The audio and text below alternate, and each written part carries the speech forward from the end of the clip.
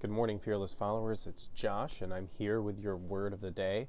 Don't mind Pike's rainbow sprinkler in the background. These hot days allow for him to play outside. So, here we're looking at Ruth, chapter 2, verses 1 through 3.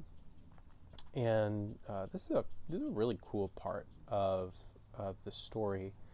Naomi and Ruth settle in the region of Bethlehem, where Naomi is from, and they move out to try to find a way for themselves. And Ruth makes a decision to care for Naomi. Naomi is older, and so Ruth looks for a field to go and glean from, and it's in the time of harvest. And so we read in Deuteronomy and throughout Old Testament law that farmers, owners of a field, were not supposed to completely clear the field when they would harvest. They were supposed to leave the corners of the field, the most easy and accessible parts of the field, unharvested, so that men and women and children, widows, orphans, those who were in need and didn't have, could harvest enough to feed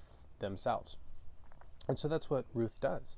She goes and she looks for a field that she can glean from, and she goes back and forth and back and forth and looks for the right place, and then she finds a field that belongs to a man named Boaz, and he's going to be a really important part of our story here in a few verses. But I wanted to take a minute and just talk about this really interesting dynamic that's happening on the field. Boaz, being the owner of the field, is doing what good Jews do. He's following the Torah, he's following the law, he's following what God has set in place for his people. And he's doing this because he wants to honor God. And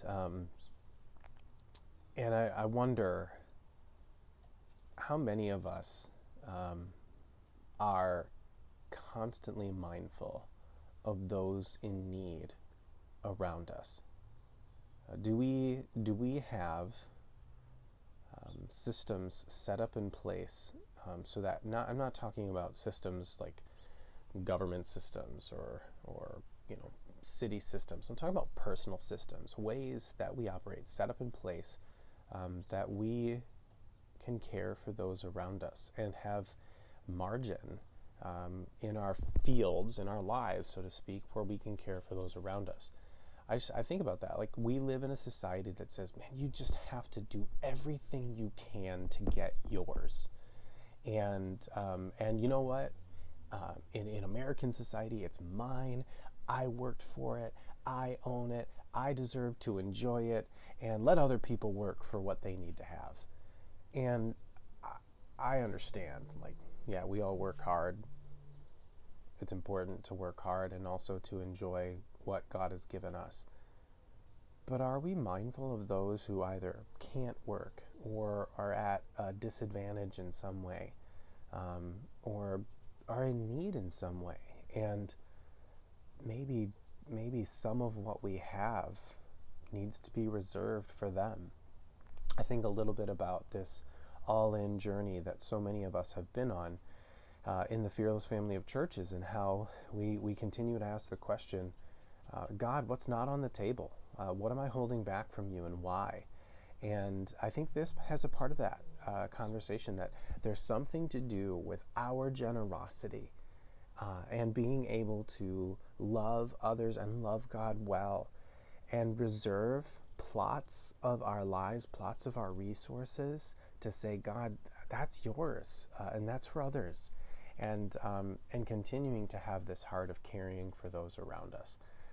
That's part of this story of Ruth, is that we see Boaz as a man of generosity, who honors God with what he has.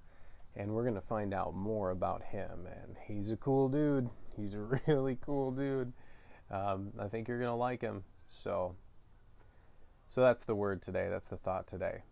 Can you reserve a plot of your life today that may just be for someone else?